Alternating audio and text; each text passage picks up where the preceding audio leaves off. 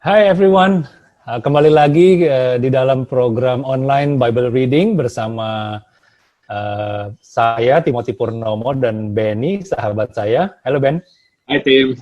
Hai Ben, kita ketemu lagi nih di online Bible Reading, tapi udah maju ke materi yang berikutnya. Ya. Apa Ben? Kita punya materi, sekarang kita masuk ke... Kita mau ke kisah para rasul ya, Tim? Kisah para rasul, betul. Nah, sebelumnya seperti biasa, kami mau menyapa seluruh rekan-rekan yang menyaksikan program ini, yang udah setia menyaksikan program online Bible Reading ini sejak awal, pada saat PSBB ya Ben ya, waktu itu ya. Ya. Kita menginisiasi apa yang ada di dalam hati kita, supaya kita bisa belajar tentang kebenaran firman Tuhan, dan kita bisa melihat kejadian apa nih yang sesuai dengan kejadian sekarang, yang sesuai dengan apa yang tercatat di dalam firman Tuhan ya. Jadi kita semuanya kita kembali ke Bible, karena Bible itu adalah manual book yang Tuhan ciptakan untuk kita. Iya. Ya. Semua pasti dalam keadaan aman, sehat, tetap kreatif, tetap inovatif, dan tetap bergerak, ya kan? Ini yang paling penting. Sekarang kita tambahin nih Ben, tetap bergerak, supaya kita nggak tinggal diam, karena orang yang tinggal diam biasanya nanti akan terpendam, gitu ya, karena bisa terlindas oleh dinamika zaman yang sudah berubah ini. Ya. Yeah. So mari kita bergerak, paling nggak kita mulai bergeliat, gitu ya. Yeah. Oke, Ben. So apa kabar? Ada kabar apa nih dari from your side, Ben? Kabar apa ya yang pikirannya? Nggak ada sih, Tim. Apa yang ini, Ben? Kan di sesi sebelumnya kita sudah bicara tentang account Instagram, apa maksudnya sih, gitu ya. Ini kan ada bahwa kita mau, khususnya Benny mau ngajak kita semua untuk lebih peka nih, apa yang sudah tertulis di Bible itu terjadi di kehidupan kita sehari-hari, which is tidak ada yang baru di bawah matahari ya, itu kata dari kitab Nehemia ya, kalau nggak salah Ben ya. Iya, betul. Nah, Ben, apa yang lately yang menjadi pengamatan lo gitu Ben, sekarang gitu? Ya, sebenarnya kalau yang jadi pengamatan gue tuh masih apa yang kayak terjadi di Amerika sih, Tim, karena tanpa kita sadari mereka se-powerful itu, Tim, dengan gejolak perpolitikan mereka, ya kan, apa yang terjadi dalam negara mereka itu sampai mempengaruhi kita yang secara dunia gitu loh. Ya. Artinya kan sebenarnya mereka memang se-powerful itu. Jadi pada saat mereka rontok di situ, kita juga kena ripple effect-nya gitu loh. Ya. Jadi ini sesuatu yang menarik buat gua gitu loh. That's why kita kayak harus ngelihat mereka. Dan kalau dilihat lagi kan mereka sebenarnya udah beberapa generasi di depan kita, Tim. Ya kan? Istilahnya kalau kita mau ngomongin tentang kekristenan juga mereka juga udah yang duluan gitu. Ya kan? Dan kita ada di tahap sekarang ini. Nah, gue sering lihat dari kacamata parenting, Tim, gitu. Dari kacamata parenting, apa yang terjadi di Amerika itu yang demo dan apa segala macam tuh semuanya menariknya anak-anak muda, Tim. Gitu. Itu semua usia college ya kan, atau nggak mereka baru lulus apa segala macam itu. Jadi ini menarik gitu ya. Kalau zaman dulu kita maksudnya itu pasti ada hubungannya dengan parenting. That's why kita ke generasi yang berikutnya nih kita harus ajarkan kebenaran gitu. Kalau enggak mereka ya, bahkan kita di rumahnya kadang kita merasa ada yang kita kelewatan nih gitu. Jadi anak-anak itu bisa merasa mereka entitled gitu. Ya. Nah, merasa entitled nih harus dibenerin istilahnya gitu loh. Ya, memang sih Tuhan sudah sediakan ini semua buat kita, tapi Tuhan nggak, cara kerjanya bukan bikin kita merasa kita entitled. Kita tetap disuruh yaitu tadi bergerak ya kan, bekerja apa segala macam untuk bisa earn itu gitu. Nah, yang gue lihat justru ada benang merahnya gitu antara apa yang sedang terjadi dengan parenting ini. Nah, entitled tuh apa Ben? Yang bisa lo bikin lebih spesifik penjelasannya tentang entitled? Ya. Nih, entitled gue kemarin sempet aha moment di rumah gitu. Misalkan kayak anak-anak gue yang di rumah, kita kan sediain snacks, Tim.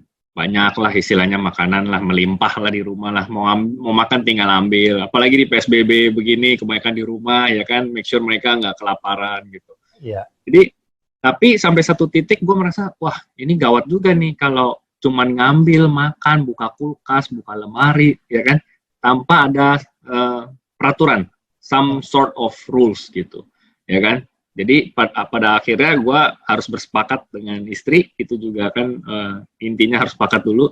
Terus kita mau terapkan ke anak-anak kita bahwa kalau mau ambil snacks, kalian harus tanya dulu, ya, tanya ke orang yang di rumah, yang dewasa, ya, either gua atau nyokapnya atau mbak, itu harus tanya dulu, nggak boleh langsung main ambil aja.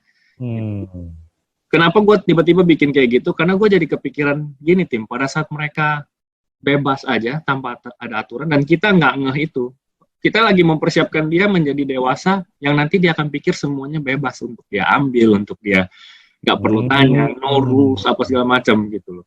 Nah, gue bisa dapat pengertian seperti itu karena gue melihat apa yang sedang terjadi di Amerika gitu. Oh, no wonder they're acting like that gitu loh. Oke. Gitu, no wonder they're acting like it's okay to do that gitu kan. Kita pokoknya keluar aja, bebas aja, pokoknya pendapatnya seperti ini, apa segala macam, ya kan, sampai rusuh, ngejarah, apa segala macam. Itu semua berawal dari rumah. Gitu. Ya itu sih kalau yang jadi perhatian gua akhir-akhir ini tentang. Nah, oke, entitlement jadi merasa ini udah milik gue dan nggak ada yang bisa ngatur gitu ya. Ya, seharusnya memang udah punya gua gitu loh. Iya, kan? Padahal segala sesuatu tuh ada rules-nya sebenarnya. Betul. Supaya kita tuh tetap di jalan yang benar gitu ya. Tetap Betul. di struktur yang benar.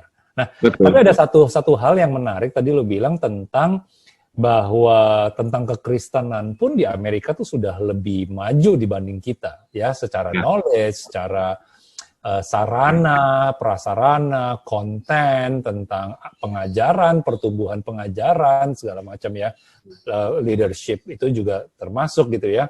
Leadership di sana gitu loh. Nah, ada hal yang gue jadi ingat tentang ini, tentang apa pengajarannya salah satu pastor, yaitu Pastor Jeffrey Rahmat gitu loh.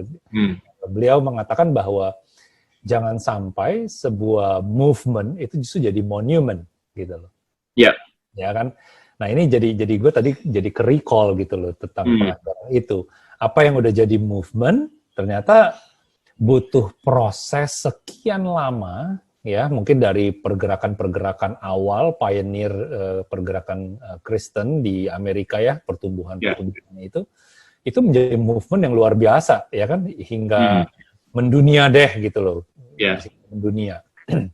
Tapi jangan sampai movement tersebut sekarang jadi monument seperti yang sekarang terjadi sih menurut gue sih, Ben. Sekarang udah jadi kayak cuman monument aja, udah jadi sesuatu yang nggak ada artinya karena tidak dihidupi lagi dan tidak dijalankan lagi karena namanya aja udah movement pergerakan gitu, sesuatu yang tidak statis gitu, yang selalu akan bergerak.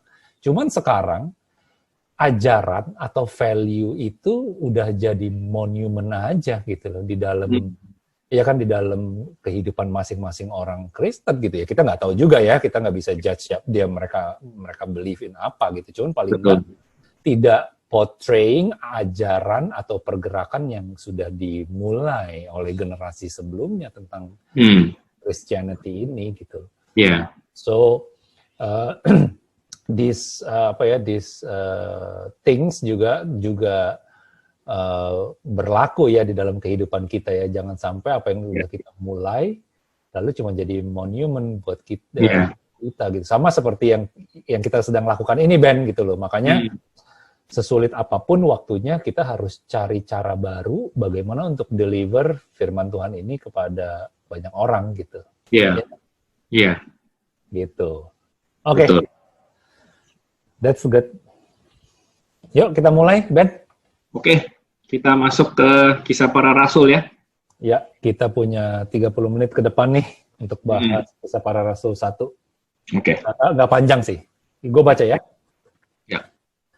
Kisah Para Rasul 1, ayat 1. Roh Kudus menjanjikan, "Hai Theophilus, dalam bukuku yang pertama aku menulis tentang segala sesuatu yang dikerjakan dan diajarkan Yesus. sampai pada hari ia terangkat. Sebelum itu ia telah memberi perintah. Setelah memberi perintahnya oleh Roh Kudus kepada rasul-rasul yang dipilihnya. Kepada mereka ia menunjukkan dirinya setelah penderitaannya selesai, dan dengan banyak tanda ia membuktikan bahwa ia hidup. Sebab selama 40 hari ia berulang-ulang menampakkan diri dan berbicara kepada mereka tentang kerajaan Allah. Lanjut aja ya. Pada suatu hari ketika ia makan bersama-sama dengan mereka. Ia di sini adalah Tuhan Yesus. Ia melarang mereka meninggalkan Yerusalem dan menyuruh mereka tinggal di situ, menantikan janji Bapa yang demikian katanya. Telah kamu dengar daripadaku. Sebab Yohanes membaptis dengan air, tetapi tidak lama lagi kamu akan dibaptis dengan Roh Kudus. Oke, sampai di situ dulu. Ya. Jadi, sedikit background dulu tentang kitab Kisah Para Rasul ini, Tim. Ya. Ya kan? Ya. Pada saat kemarin itu kita bahas tentang Matius. Sebenarnya kitab Matius itu juga dasarnya tuh banyak diambil dari Markus, Tim. Cuman kitab Markus itu kan pendek-pendek tuh. Ya. Nah, di Matius itu kan lebih detail, lebih ditujukan untuk orang Yahudi. Nah, di Lukas pun nanti kalau kita baca di kitab Lukas tuh mirip. 3 itu tuh mirip banget, ya kan? Lalu Lukas itu yang menulis kitab Lukas, dan Kisah Para Rasul ini ditulis juga oleh Lukas. Betul. That's why kalau kita udah habis baca Gospel, ya kan, kita udah habis baca Injil, kita langsung ke Kisah Para Rasul tuh kayak langsung nyambung tuh ceritanya. Ya. Karena setelah Tuhan disalibkan, ya kan, terus langsung udah di sini. Ya kan, pada saat Tuhan bangkit lagi, ternyata, Tuhan Yesus spend another 40 hari di bumi. Betul. Sebelum dia naik. Makanya dulu kan kita pikir, kok mereka bisa mulai tulis ya, bisa banyak kayak wisdom, apa segala macam. Ya selama 40 tahun itu kan intens. Bareng sama Tuhan Yesus, semua apa yang perlu ditanyakan, itu pasti dibahas di situ semua. Ya kan? 40 hari itu. Nah, ditulis dengan banyak tanda, ia membuktikan bahwa ia hidup. Banyak, jadi ya nggak bisa orang bilang nggak terjadi. That's why kitab ini, Alkitab sama berita baik ini sampai hari ini orang masih terus percaya. Kenapa ya? Karena terlalu banyak saksi untuk bilang ini nggak pernah terjadi, turun temurun terus kan. Tadi di awal ditulis seperti ini, Hai Theophilus. Terus banyak sih ada sebenarnya ada 2 interpretasi gitu. Yang satu, Theophilus ini adalah benar-benar ada orang yang namanya Theophilus, ya kan? Atau yang satu lagi, sebenarnya Theophilus ini artinya itu teman Tuhan atau yang dikasihi Tuhan. Gitu. Jadi kalau kita baca, jadi kalau kita baca, Hai teman yang dikasihi Tuhan, itu kan berarti secara umum ya buat semuanya. Jadi Lukas ini bisa juga tulis ini untuk semua orang yang dikasihi Tuhan. Betul. Atau memang ada orang yang namanya Theophilus. Tapi itu nggak terlalu efek gitu ya. Gue sering bahas tidak mempengaruhi keselamatan, Tim. Ya kan? Jadi kita jangan berdebat untuk sesuatu yang ini tidak mempengaruhi keselamatan. Ya kan? Mau dia Theophilus adalah orang atau dia sebenarnya artinya seperti itu, ya it's okay gitu. Cuma ada dua pendapat, Tim. Ben, sebelum kita mulai lebih jauh, mungkin kita kasih tahu dulu bahwa Lukas ini seorang physician, bukan physician, seorang tabib ya, dokter lah kita bisa bilang sekarang. Dia seorang dokter, dan yang menarik Ben di sini adalah dia itu orang yang lahir di Antioch gitu, Antioquia lah ya, di Turki. Dan Lukas ini sepertinya ya udah jelas dia kayaknya bukan orang Yahudi ya, kalau dia lahir di Turki ya. Ya kita nggak tahu sih. Terus dan yang menariknya dia tidak pernah ketemu dengan Tuhan Yesus gitu. Betul. Dia kan nggak pernah ketemu Tuhan Yesus, tapi dia ngobrol, dia baca, dia mempelajari ya tentang Tuhan Yesus, tentang segala mujizatnya, pengajarannya gitu loh. Ya. Nah, itu satu. Banyak hal sih kalau kita mau bahas tentang Lukas ini ya gitu loh. Cuman let's just carry on gitu loh. Yang jelas dia seorang yang mengasihi Yesus gitu, dan dia percaya bahwa Yesus itu Mesias, dan dia percaya bahwa pengajarannya itu adalah sesuatu yang harus dia tuliskan gitu loh. Ya, supaya jadi orang menyaksikan. Hah? betul. Yes. Jadi tadi yang seperti kata lu, Tim, yang tadi yang lu bilang tabib itu ada di Kolose 4. Tadi sambil lu ngobrol, gue sambil cari. Ada di Kolose 4, ayatnya itu ayat 14. Jadi Kolose 4 ayat 14, betul. Ya, Kolose 4 ayat 14. Di situ, salam kepadamu dari tabib Lukas, yang kekasih dan dari Demas. Gitu. Jadi, Lukas ini bukan salah satu dari murid Yesus yang 12 itu. Jadi, memang benar kayak kata lu gitu, Tim. Dia itu teman seperjalanannya Paulus. Ya. Ya, jadi pada saat Paulus melayani kemana-mana tuh ada Lukas di situ. Ya, gitu. Nah, tahu nggak, ini ada salah satu jurnal ya yang gue baca dari scholar kayaknya ya. Scholar itu dia bilang gitu, karena Lukas ini mempelajari, tertarik gitu ya bagaimana Tuhan Yesus itu menyembuhkan orang yang sakit secara fisik gitu loh awalnya gitu loh. Dia tertarik dari situ. Dan karena kan dia dokter gitu ya. Jadi dia tertarik dari dari apa yang Tuhan Yesus lakukan kepada orang-orang cacat, orang-orang sakit gitu loh. Dia menyembuhkan. Nah, dari situ tuh mulai jadi timbul rasa ingin tahu. Sama seperti firman Tuhan gitu ya. Ketika kita mendengar firman Tuhan, kita kan semua berawal dari pendengaran gitu. Ketika kita mendengar tentang Yesus Kristus, pengajarannya, karya keselamatannya, kita kan jadi tertarik, ini orang siapa, ini pribadi ini siapa sih gitu ya. Lalu mulai cari tahu ya. Betul. That's why iman pendengaran timbul dari pendengaran ya. Yes, iman timbul dari pendengaran akan firman Tuhan. Lanjut. Oke, lanjut. Nih gue baca ya, Tim. Ya. Yesus terangkat ke surga. Maka bertanyalah mereka yang berkumpul di situ, Tuhan, maukah engkau pada masa ini memulihkan kerajaan bagi Israel? Jawabnya, engkau tidak perlu mengetahui masa dan waktu yang ditetapkan Bapa sendiri menurut kuasanya. Tetapi kamu akan menerima kuasa kalau Roh Kudus turun ke atas kamu dan kamu akan menjadi saksiku di Yerusalem dan di seluruh Yudea dan Samaria dan sampai ke ujung bumi. Bos tulis itu. Betul. Jadi pas Tuhan Yesus masih ada 40 hari di sini sebelum dia terangkat, itu dia yang sebenarnya ngasih tahu tentang Roh Kudus. Dia memperkenalkan ini, the next thing-nya yang adalah Holy Spirit yang akan dia tinggalkan buat kita. Betul. Ya kan? Terus pada saat kita menerima kuasa Roh Kudus itu, kita akan menjadi saksinya di Yerusalem, Yudea, Samaria sampai ke ujung bumi. Sebenarnya itu udah menyambung yang di Matius yang terakhir yang apa yang dia suruh kita lakukan gitu ya kan. Jadikanlah semua bangsa muridku itu. Ya kan? Dan dia akan menyertai kita sampai akhir zaman. Itu dia tuh. Ya. Lalu itu 9. Sesudah ia mengatakan demikian, terangkatlah ia disaksikan oleh mereka dan awan menutupnya dari pandangan mereka. Ketika mereka sedang menatap ke langit waktu ia naik itu, tiba-tiba berdirilah 2 orang yang berpakaian putih dekat mereka dan berkata kepada mereka, Hai orang-orang Galilea, mengapakah kamu berdiri melihat ke langit? Yesus ini yang terangkat ke surga meninggalkan kamu akan datang kembali dengan cara yang sama seperti kamu melihat dia naik ke surga. Jadi nanti kalau dia balik lagi, cara yang sama gitu ya, dari atas langit kelihatan semua orang gitu. Lanjut ya. Ya. Rasul-rasul menanti-nanti. Maka kembalilah rasul-rasul itu ke Yerusalem dari bukit yang disebut Bukit Zaitun, yang hanya seperjalanan Sabat jauhnya dari Yerusalem. Sesudah mereka tiba di kota, naiklah mereka ke ruang atas tempat mereka menumpang. Mereka itu ialah, nah ini nama murid-muridnya, ya, Petrus, Yohanes, Yakobus, Andreas, Filipus, Thomas, Bartolomeus, Matius, Yakobus bin Alfeus, dan Simon orang Zelot, dan Yudas bin Yakobus. Tinggal 11 tuh, Tim. Ya. Mereka semua bertekun dengan sehati dalam doa bersama-sama dengan beberapa perempuan serta Maria, ibu Yesus, dan saudara-saudara Yesus. Ya. Lanjut. Ada lagi? Oke, lanjut.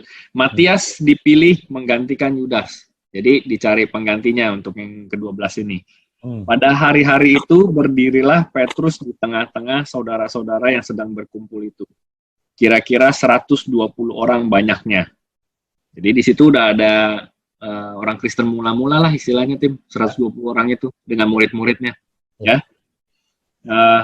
Hai saudara-saudara, haruslah genap nas kitab suci yang disampaikan Roh Kudus dengan perantaran Daud tentang Yudas, pemimpin orang-orang yang menangkap Yesus itu.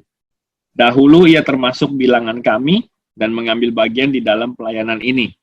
Yudas ini telah membeli sebidang tanah dengan upah kejahatannya. Lalu ia jatuh tertelungkup dan perutnya terbelah sehingga semua isi perutnya tertumpah keluar. Hal itu diketahui oleh semua penduduk Yerusalem, sehingga tanah itu mereka sebut dalam bahasa mereka sendiri Hakaldama, artinya tanah darah. Sebab ada tertulis dalam kitab Mazmur, biarlah perkemahannya menjadi sunyi dan biarlah tidak ada penghuni di dalamnya, dan biarlah jabatannya diambil orang lain. Jadi harus ditambahkan kepada kami seorang dari mereka yang senantiasa datang berkumpul dengan kami selama Tuhan Yesus bersama-sama dengan kami. Ini menarik sih Tim, ya. Jadi kalau mau mencari pemimpin yang lain, di sini sebenarnya ada juga kriteria. Jadi harus ditambahkan kepada kami seorang dari mereka yang senantiasa. Berarti ada komitmen, ada konsistensi, ya kan? Betul. Ya, yang senantiasa datang berkumpul dengan kami selama Tuhan Yesus bersama-sama dengan kami. Yaitu mulai dari baptisan Yohanes sampai pada hari Yesus terangkat ke surga meninggalkan kami untuk menjadi saksi dengan kami tentang kebangkitannya. Lalu mereka mengusulkan 2 orang. Nah, ada 2 orang. Yusuf yang disebut Barsabas dan yang juga bernama Justus dan Matias. Mereka semua berdoa dan berkata, "Ya Tuhan, Engkaulah yang mengenal hati semua orang, tunjukkanlah kiranya siapa yang Kau pilih dari kedua orang ini. Untuk menerima jabatan pelayanan, yaitu kerasulan yang ditinggalkan Yudas yang telah jatuh ke tempat yang wajar baginya." Lalu mereka membuang undi bagi kedua orang itu, dan yang kena undi adalah Matias. Dan dengan demikian ia ditambahkan kepada bilangan ke-11 rasul itu. Wow, really interesting, Ben. Ya. Menarik. Gitu ya? Ya. Suara gue jelas, Ben? Jelas. Nah, ada yang menarik.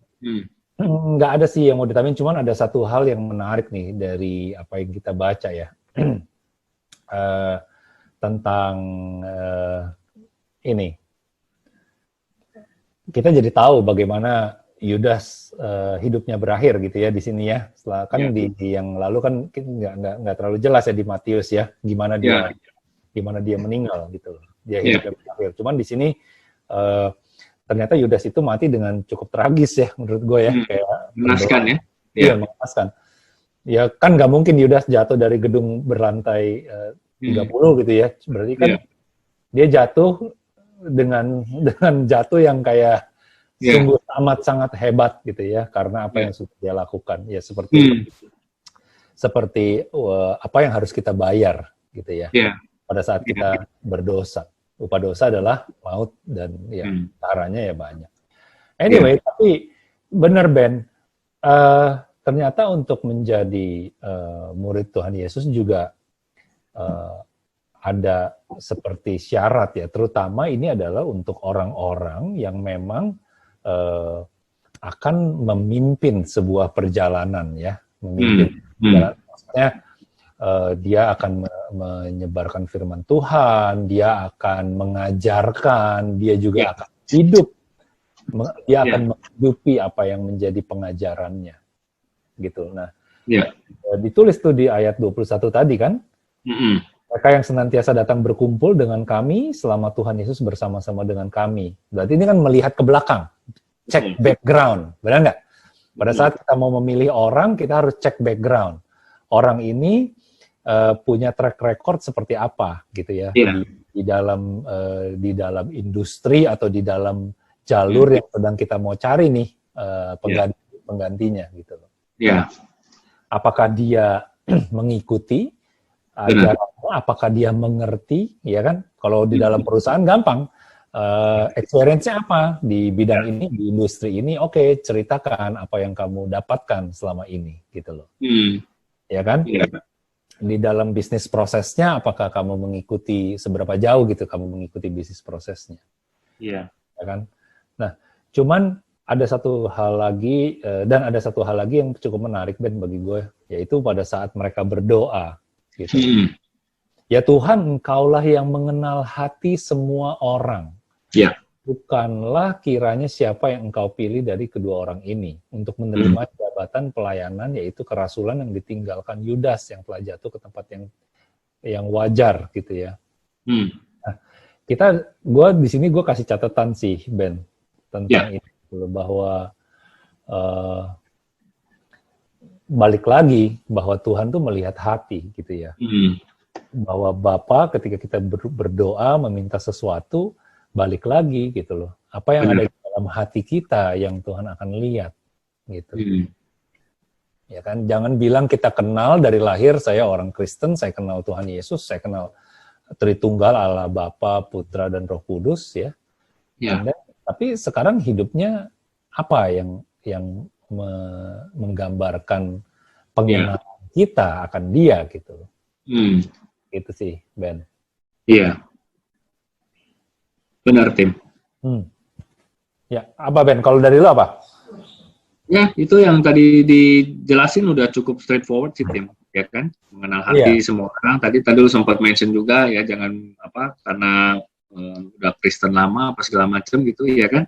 Itu sebenarnya sama kayak yang awal yang tadi gue cerita tentang parenting itu, Tim, yang tentang entitled itu, merasa entitled gitu loh, based on itu aja gitu, tapi kan sebenarnya bukan itu, ya kan? Ya. Dan di sini gue suka ada satu action, yaitu berdoa, ya, untuk bertanya kepada Tuhan. Nah, ini salah satu karakter murid Yesus, ya. Ingat gak, Ben, waktu kita baca Matius, murid-muridnya selalu cari waktu untuk bertanya kepada Tuhan Yesus, ya, waktu private moment. Nah, sekarang mereka sesudah Yesus pergi udah jadi tuh, Ben, pengajarannya, gitu loh. Betul. Balik lagi gue lihat dari sisi leadership-nya Tuhan Yesus, gitu. Orang pemimpin yang baik, dia tidak kenal lelah untuk mengajarkan dan menghidupi apa yang jadi pengajarannya. Yesus sendiri menghampiri Bapa pada saat dia butuh konsultasi dengan Bapanya di surga. Private moment sama the Father. Dan begitu pun diikuti oleh murid-muridnya, cari Tuhan Yesus di private moment untuk menanyakan sesuatu. Dan sekarang udah jadi. Legacy yang ditinggalkan jadinya, ya. Iya, betul. Dan itu powerful dan berhasil. Kenapa? Karena dikerjakan, dicontohkan, dipraktekkan.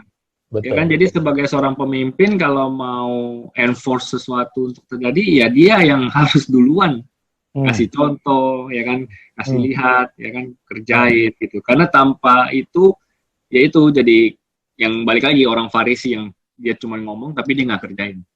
Gitu. Jadi nggak powerful gitu loh. Apa yang nanti yang mau disuruh itu nggak ada kekuatannya.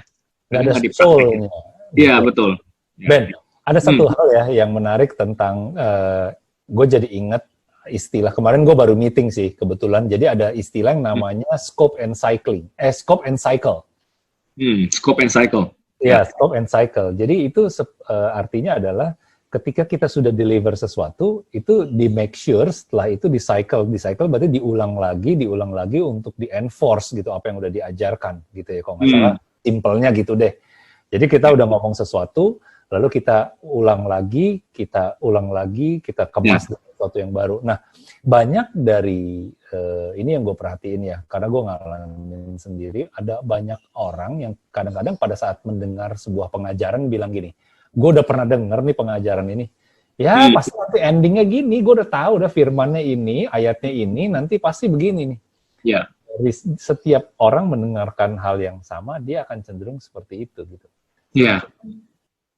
Yang mau digarisbawahi adalah ya tadi itu. Kalau sudah mendengar hal yang sama, kenapa tujuannya diulang lagi? Kenapa? Maksudnya tujuannya apa diulang lagi? Karena segala sesuatu yang basic, ya, yang basic itu kalau kita nggak ulang-ulang, kita akan lupa. Ya, gitu. Fundamental. Kita ambil contoh, logikanya adalah pada saat kita mau bangun sebuah rumah, sebuah bangunan, itu dasarnya kalau kita nggak lapisin, kita pasang layer-layer yang kuat gitu, mulai dari beton, lalu ada semen, mungkin ada apa, segala macam gitu ya. Kalau kita nggak ulang, kan fondasinya nggak kuat gitu. Nah, sama seperti kenapa firman Tuhan itu suka diulang pengajarannya. Karena ya itu yang jadi fondasi hidup kita gitu. Ya, dan kita kan cenderung pelupa sebenarnya. Biarpun habis dengar, biarpun kita bilang udah pernah dengar, udah tahu juga. Tetapi kan cuma mendengarkan dan melakukan itu berbeda, Tim. Ya kan? Betul. Nah, makanya waktu di cycle itu yuk kita sama-sama menjadi orang Kristen yang bukan sekedar namanya orang Kristen, tapi justru orang yang selalu mau belajar, ya. Mau belajar gitu loh. Ya nggak ada yang baru di bawah matahari, tapi kalau kita nggak pernah belajarin lagi, kita pasti lupa gitu loh. Ya, betul. Oke, Ben, lanjut. Pentakosta ya? Ya, gue baca deh gantian. Kisah Para Rasul 2 ya. Kisah Para Rasul 2. Ketika tiba hari Pentakosta, semua orang percaya berkumpul di satu tempat. Tiba-tiba turunlah dari langit suatu bunyi seperti tiupan angin keras yang memenuhi seluruh rumah di mana mereka duduk. Dan tampaklah kepada mereka lidah-lidah seperti nyala api yang bertebaran dan hinggap pada mereka masing-masing. Maka penuhlah mereka dengan Roh Kudus, lalu mereka mulai berkata-kata dalam bahasa-bahasa lain seperti yang diberikan oleh Roh Kudus itu kepada mereka untuk mengatakannya. Ya. Waktu itu di Yerusalem diam orang-orang Yahudi yang saleh dari segala bangsa di bawah kolong langit. Ketika turun bunyi itu berkerumunlah orang banyak. Mereka bingung karena mereka masing-masing mendengar Rasul itu berkata-kata dalam bahasa mereka sendiri. Ya. Mereka semua tercengang-cengang dan heran, lalu berkata, bukankah mereka semua yang berkata-kata itu orang Galilea? Bagaimana mungkin kita masing-masing mendengar mereka berkata-kata dalam bahasa kita sendiri? Ya. Yaitu bahasa yang kita pakai di negeri asal kita. Kita orang Parsia, Media, Elam, penduduk Mesopotamia, Yudea, dan Kapodokia, Pontus dan Asia, Frigia, dan Pamfilia. Ben, baca lagi boleh? Boleh. Lanjutin, Pamfilia. Ya, Mesir, dan daerah-daerah Libya. Oke. Terus?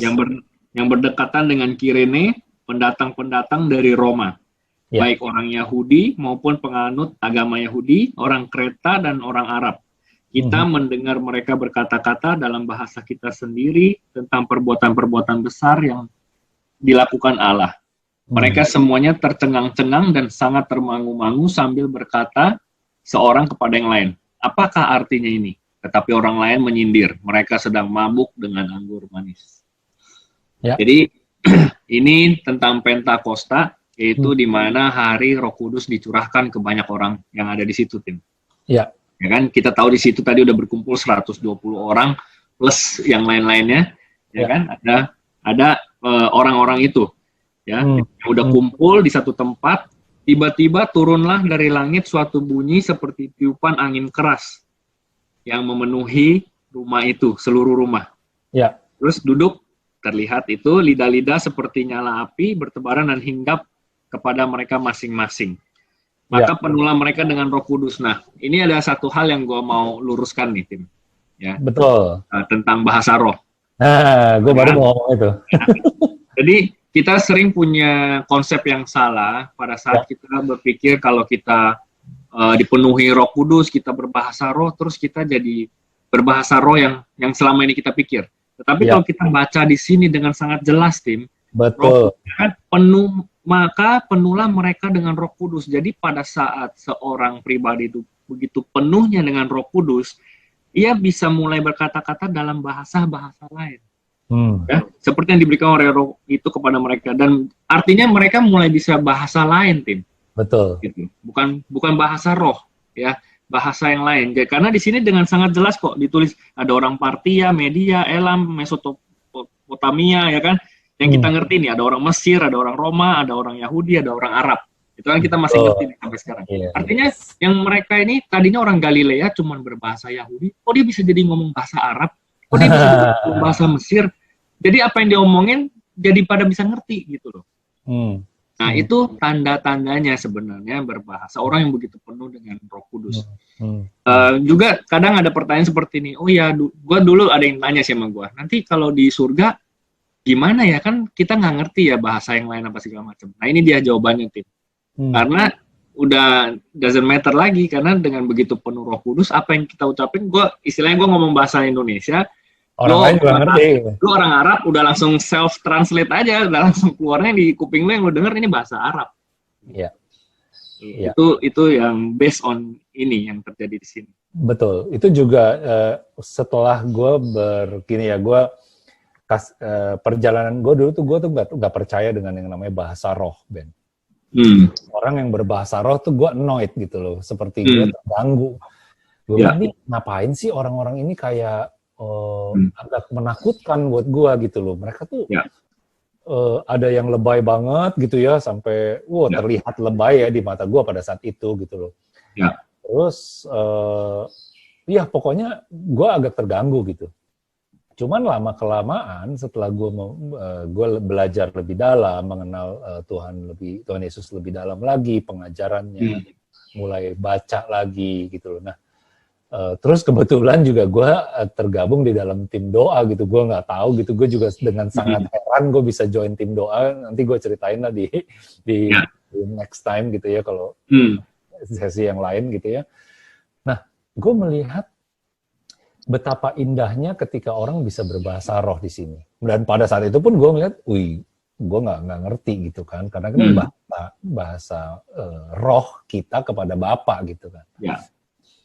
Nah, lama-kelamaan ada pengajaran yang kalau kita mau bisa berbahasa yang cuman kita dengan Bapa yang tahu, roh kita dengan Bapa yang tahu, ya nantikan saja gitu. Ya kan? Betul. Pastor Jose Carroll itu gue dengar pengajaran ya, nantikan dia, senantiasa nantikan dia. Gitu. Berarti kan it's given gitu, the language is given gitu kan kepada kita. Nah, ya udah akhirnya gue berdoa ya, kalau memang Tuhan mau kalau aku bisa. Dan akhirnya suatu hari gue berdoa tuh gue sampai nggak tahu gue melakukan hal itu gitu. Nah, tapi di sini dan again balik lagi gitu loh, ada orang-orang yang suka menggunakan ini sebagai bumbu dari setiap apa yang dikerjakan. Ini yang miris nih, Ben. Kayak betul. Kalau lu nggak berbahasa roh, lu bukan orang yang sudah dibaptis secara Roh Kudus gitu. Hal bahasa roh itu kalau memang kita mau kumandangkan, itu harus ada yang menginterpretasikan, benar nggak? Betul. Supaya jadi tahu artinya. Dan itu kan karunia roh, Tim. Karunia roh. Artinya ya kalau memang ada yang dikasih memang dapat, ya. Tapi kalau nggak dikasih pun ya it's okay, namanya juga karunia roh. Betul, bukan sesuatu yang harus gitu. Kalau lu mau join tim doa, lu mesti bisa berbahasa roh. Gak juga begitu. Kalau bisa lebih baik. Dan satu hal yang selama ini mungkin persepsi orang yang harus kita perbaiki adalah bahasa roh itu menguatkan kita. Benar nggak? Betul. Bahasa roh itu menguatkan kita sehingga kita bisa berdoa untuk orang lain. Sehingga kita bisa berdoa untuk orang lain dengan lebih kuat. Jangan sampai pergumulan orang itu justru masuk ke dalam kita gitu. Iya kan? Jadi gue juga sempat terjebak dalam situasi yang ada orang sakit, kita langsung berdoa dalam bahasa roh gitu. Ada orang kesurupan gitu, kita berdoa dalam bahasa roh. Bahasa roh itu adalah menguatkan kita. Supaya kita punya komunikasi sama Tuhan gitu loh. Which is ya nggak ada yang ngerti artinya apa kita ngomong, gue juga nggak ngerti yang bisa ngomong gitu ibaratnya. Nah, makanya di sini gue cuman mungkin saya dan Benny mau mengingatkan kita semua gitu loh, bahwa bahasa roh ini karunia, ini sebuah karunia yang bukan untuk dikumandangkan keras-keras, dikumandangkan di setiap occasion yang ada. Jadi Kita mesti wise ya menggunakan ini, gitu. Oke, Ben. Ya, ini tadi yang kita bahas itu kita kasih ayat dukungannya lagi, Tim. Ya. Nah, ada di 1 Korintus 14. Oke. Ya, di 1 Korintus 14, gue bacakan nih sedikit ya tentang bahasa roh yang tadi. Lu mau buka dulu, Tim? Tunggu ya, 1 Korintus 14. Kayaknya gue udah pernah catat itu. Iya. Karena ini menarik. Ya, gue baca ya. Ya. Jadi judul perikopnya tuh sekali lagi tentang karunia roh. Nah, itu yang tadi.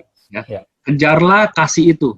Ya, jadi ya boleh meminta bisa berbahasa roh ya nggak apa-apa, ya kan? Kejarlah kasih itu dan usahakanlah dirimu memperoleh karunia-karunia roh. Ya kan? Memang disuruh kan, di-encourage gitu untuk kejar karunia-karunia roh itu. Terutama karunia untuk bernubuat. Ya. Nah, ini yang beda. Siapa yang berkata-kata dengan bahasa roh, tidak berkata-kata kepada manusia tetapi kepada Allah, seperti yang tadi lu bilang, Tim. Ya kan, pada saat berbahasa roh itu kita berkomunikasinya langsung dengan roh Bapa kan, sama-sama roh gitu. Orang manusia yang sekitar nggak ngerti gitu. Ya. Sebab tidak ada seorang pun yang mengerti bahasanya. Oleh roh ia mengucapkan hal-hal yang rahasia. Jadi benar-benar antara pribadi itu dengan Tuhan. Tuhan, ya. Lalu tetapi siapa yang bernubuat, ia berkata-kata kepada manusia, ia membangun, menasihati, dan menghibur. Siapa yang berkata-kata dengan bahasa roh, ia membangun dirinya sendiri. Tetapi siapa yang bernubuat, ia membangun jemaat. Aku suka supaya kamu semua berkata-kata dengan bahasa roh. Tetapi lebih daripada itu, supaya kamu bernubuat. Ya. Sebab orang yang bernubuat lebih berharga daripada orang yang berkata-kata dengan bahasa roh, kecuali kalau orang itu juga menafsirkannya sehingga jemaat dapat dibangun. Yes. Jadi intinya tuh kita mau membangun something, mau membangun, menguatkan iman, ya kan? Kalau berbahasa roh itu benar-benar untuk orang yang berbahasa roh dan dengan Tuhan. Karena itu dia langsung berkomunikasi, bisa tanpa disadari, tapi at least lu pasti dikuatkan dan terbangun gitu loh, Tim. Ya kan? Ini lu baru bisa mendoakan orang lain gitu. Ya. Kan? Betul. Jadi pada saat kita udah baca, kita jadi mengerti, oh ya oke. Gitu. Nggak perlu kita, ya kayak tadi lu bilang, nggak perlu sampai kemanapun kita tetap harus berbahasa roh gitu. Iya. Itu yang banyak terjebak sih kadang-kadang. Ya. Oke. Waktu masih ada, Tim. 5 menit, kita lanjut dulu ya ke khotbah Petrus ya. Oke. Maka bangkitlah Petrus berdiri dengan ke-11 rasul itu, dan dengan suara nyaring ia berkata kepada mereka, "Hai kamu orang Yahudi dan kamu semua yang tinggal di Yerusalem, ketahuilah dan camkanlah perkataanku ini. Orang-orang ini tidak mabuk seperti yang kamu sangka, karena hari baru pukul 9. Tetapi itulah yang difirmankan Allah dengan perantaraan Nabi Yoel, anaknya Benny. Akan terjadi pada hari terakhir, demikianlah firman Allah, bahwa aku akan mencurahkan rohku ke atas semua manusia. Ya. Anak-anakmu, laki-laki dan perempuan akan bernubuat, ya. Dan teruna-terunamu akan mendapat penglihatan, dan orang-orangmu yang tua akan mendapatkan mimpi. Ya. Juga ke atas hamba-hambaku laki-laki dan perempuan akan kucurahkan rohku pada hari-hari itu, dan mereka akan bernubuat. Dan aku akan mengadakan mukjizat-mukjizat di langit dan tanda-tanda di bawah bumi, darah dan api dan gumpalan-gumpalan asap. Ya, Ben? Ya. Matahari akan berubah menjadi gelap gulita dan bulan menjadi darah sebelum datangnya hari Tuhan. Nah, menarik. Hari yang besar dan mulia itu, ya, datang hari Tuhan, hari yang besar dan mulia itu. Dan barang siapa yang berseru kepada nama Tuhan akan diselamatkan. Ya. Hai orang-orang, gue berhenti dulu deh di situ. Sampai situ dulu, ya. Sampai situ dulu. Nah, ini menarik, Ben. Kita lanjutin di sesi berikutnya aja ya. Ya, boleh. Hal ini. Siap. Oke, teman-teman, kita berakhir di khotbah Petrus di Kisah Para Rasul 2 ayat 14. Ya, kita berakhir di sini, tapi ada yang kita highlight di ayat 17 sampai ke bawah nanti. Ya. Kita akan lanjutkan di sesi berikutnya Hari ini kita belajar apa, Ben? Kita belajar tentang Roh Kudus, ya? Ya, betul. Tentang Roh Kudus. Tapi sebelumnya, tadi di awal-awal kita belajar tentang seperti syarat sebagai orang yang akan memimpin perjalanan, sebagai orang yang akan melanjutkan ya pengajaran Tuhan. Dia akan memimpin sebuah perjalanan kabar baik ini, gitu loh. Ya, kata kuncinya tadi apa? Konsistensi sama ada komitmen, ya kan? Konsistensi, komitmen, dan Tuhan melihat hati. Gitu ya, betul. Ingat nggak? Dia yang dicari itu bukan hanya orang yang namanya Kristen lagi. Ya. Tapi orang yang memang punya pengenalan dan juga pengenalan terhadap Tuhan Yesus gitu secara mendalam. So, pada saat kita mengabarkan, ya kita tahu benar-benar apa yang kita kabarkan gitu ya, apa yang kita katakan. Ya. Terus tentang Roh Kudus. Ya, Pentakosta tadi ya. Bagus banget yang Benny tadi, Ben. Apa yang lu bilang tentang Roh Kudus, Ben? Karunia Roh itu ya. Yes, betul. Ya. Roh Kudus, terus penuh, karena begitu penuhnya Roh Kudus pasti bisa jadi mulai berkata-kata dalam bahasa-bahasa lain. Itu yang sering kita salah mengerti, itu jadi bahasa roh gitu loh. Ya, sedangkan tadi kita udah jelaskan juga yang di 1 Korintus itu tentang bahasa roh, di situ udah jelas, dan comparing ke ini ya kan, ini kan bisa kayak kita bandingkan satu sama lain. Oh, yang ini konteksnya seperti ini, yang ini yang kata Paulus seperti ini. Jadi kita jadi mengerti sebenarnya berbahasa roh itu apa sih gitu. Jadi benar-benar punya pengertian yang jelas gitu, yang benar. Ya, benar, jadi ingat ya sebelum kita tutup. Tadi kan dibilang bahwa orang murid-murid Yesus ini dia berbahasa yang lain gitu, di tempat di mana orang-orang itu nggak dilahirkan, karena di situ ada orang Partia, orang Media, orang Elam, dan yang lain-lain itu. Dan murid-murid ini menjadi berbahasa itu gitu ya. Sama pada saat kita pada saat kita di zaman sekarang ini berbahasa roh gitu loh. Kadang-kadang kita berbahasa yang kita nggak pernah dengar. Nah, jangan sampai ada orang juga bilang gini, itu kan bukan bahasa Arab, itu kan bukan bahasa Yunani gitu loh.